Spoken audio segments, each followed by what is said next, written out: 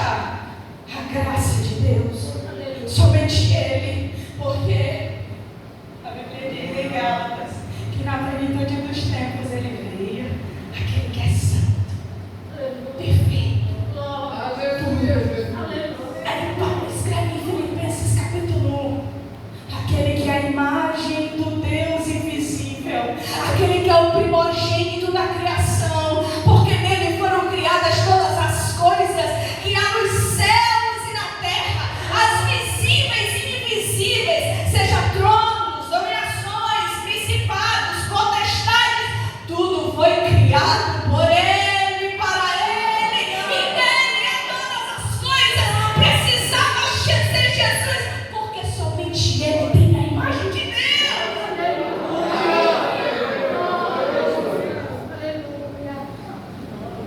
E essa graça que se manifesta em mim, uma natureza caída. Entendeu? A gente que está tão distante, terrível era o nosso estado, mas a graça se manifestou.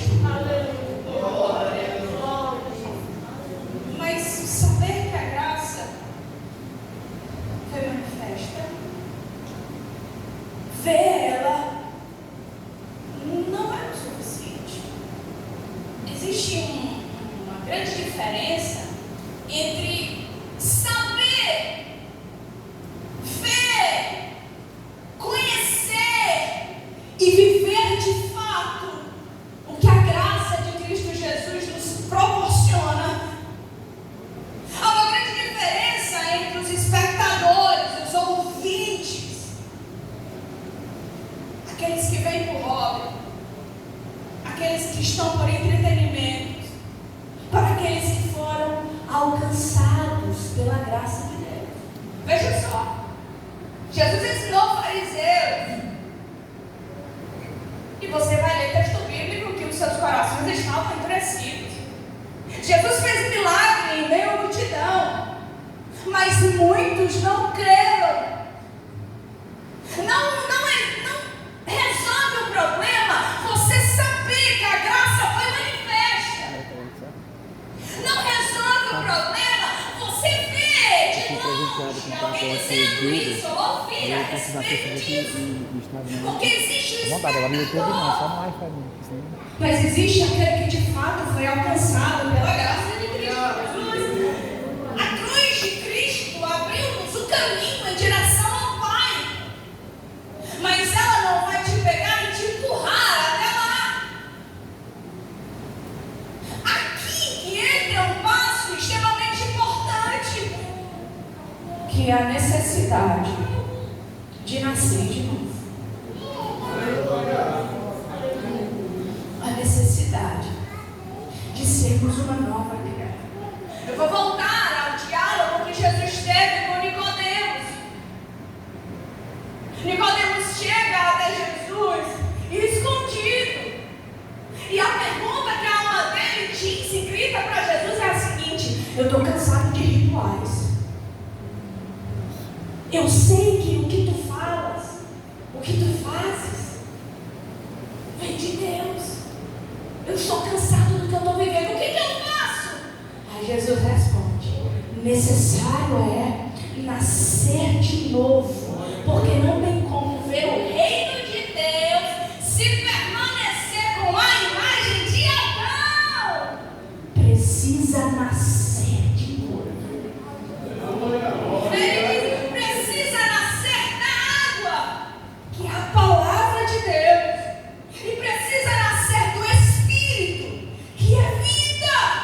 Aleluia. Precisa nascer da palavra de Deus, precisa ser gerado pela palavra de Deus.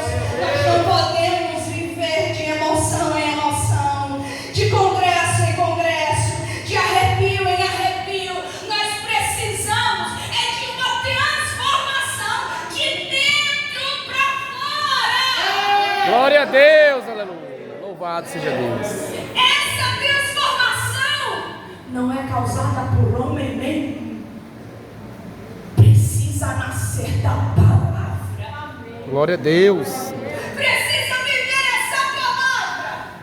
Precisa mergulhar nessa palavra. Aí eu volto ao que eu estava dizendo. Existe ainda uma diferença gritante entre ouvir, saber, conhecer, ser doutor no assunto e não ter nascido de novo. Nascer de novo, identificar alguém que nasceu de novo, não é porque canta bem, não é porque prega bem, não é por causa da sua oratória, não é nada disso.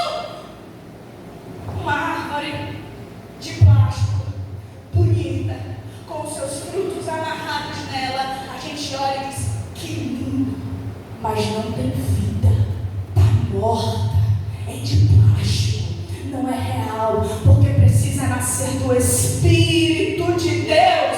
E quem dá vida é o Espírito Santo de Deus. Precisa nascer dele. É esse Espírito que dá vida.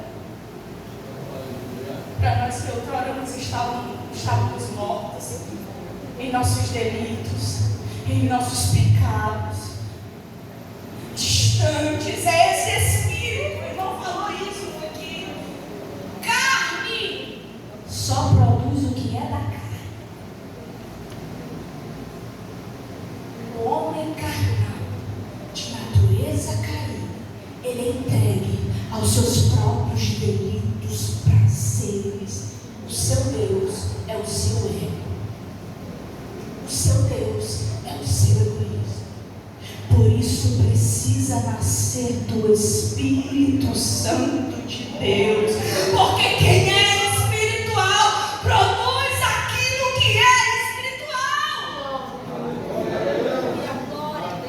Gente, eu não estou falando que nascer de novo, ser regenerado, é você ter uma conduta ilibada. Olha, só fulano é correto. Não! Porque os filhos das trevas às vezes dá para fazer melhor que a gente. Não é isso, não é moralidade, não é alinhamento com nada disso. É transformação causada pelo Espírito Santo de Deus. A pessoa, quando é transformada pelo Espírito Santo de Deus, olha para esse mundo e diz, eu não tenho nada com esse mundo, porque eu não sou dessa terra, eu nasci do alto, eu sou nova criatura em Deus. Glória a Deus, aleluia.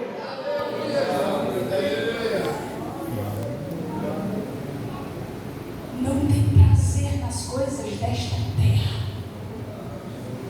Não tem negócio e nem amizade com o mundo.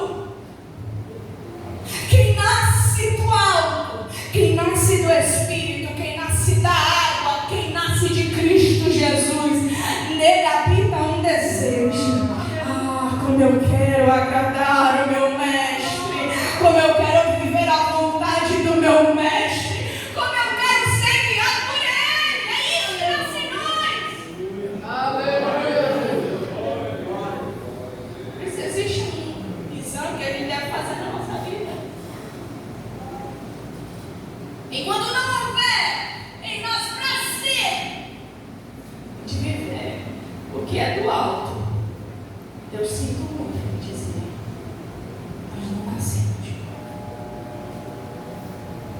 Enquanto eu estava produzindo esse sermão, eu lembrei de um dos momentos em que eu estava tendo meu encontro com Deus, na minha adolescência. Eu tinha uns 16 anos de idade.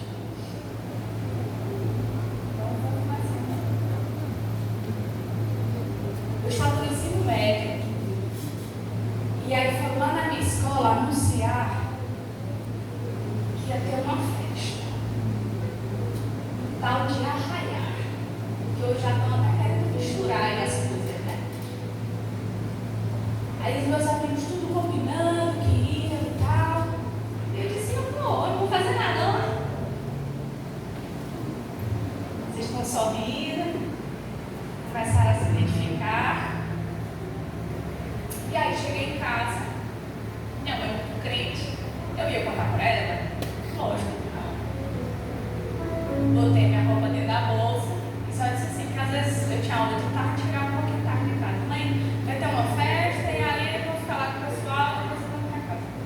Tá bom, minha mãe confiava.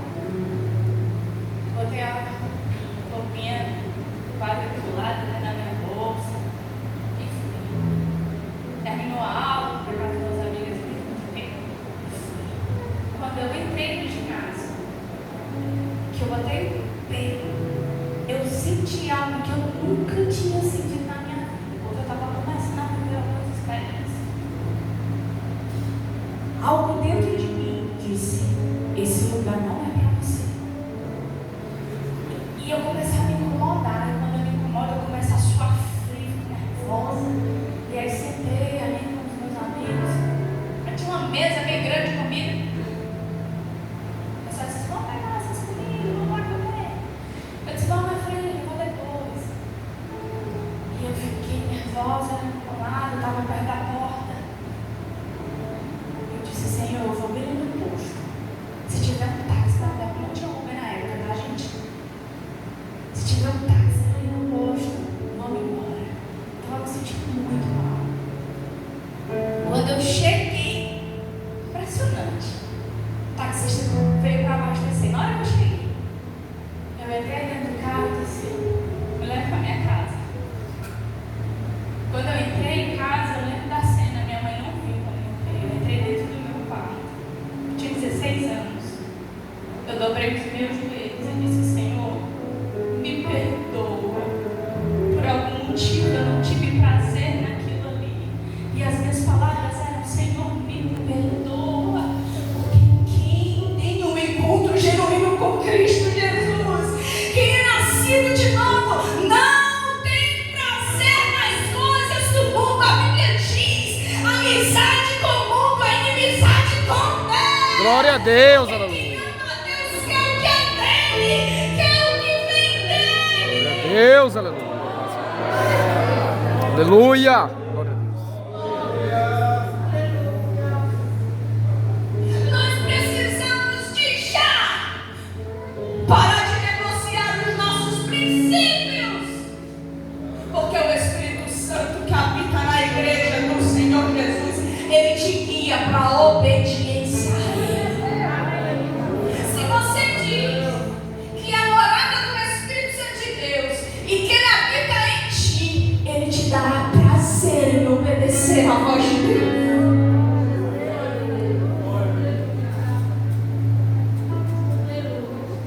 Ele te dará prazer nisso. Olha o texto que nós lemos aqui no momento, ele diz, olha, o vento não tem como identificar de onde é que vem. Eu ouço ele. De alguma forma ele é perceptível. O texto diz, assim é aquele que é nascido do Espírito de Deus. Por quê? Porque a atuação do Espírito Santo na tua vida é no secreto. Ninguém vê. É dentro. Ele vai começar a te incomodar e você vai começar a pensar assim, opa, nessa roda não me cabe mais. Essa conversa não me cabe mais. Agora eu estou começando a entender de onde eu vim. Eu estou começando a entender para onde eu vou. O coração começa a dizer, não é mais essas coisas que eu quero. Ele começa a agir. Mas a tua atitude começa a ser perceptível, porque as pessoas começam a notar a mudança. O líder percebe isso. A gente consegue perceber, eu sou líder de jovens também, a gente percebe quando alguém teve um encontro com Deus, a adoração dele é diferente, a entrega no culto é diferente, a conversa é diferente, a conduta é diferente. O que é isso? É o Espírito Santo atuando. Oh, meus queridos, começa a mexer nas vidas, a chacoalhar. A gente pega como dono. O vento ninguém controla. O vento não é manipulado pelo homem. Assim também é o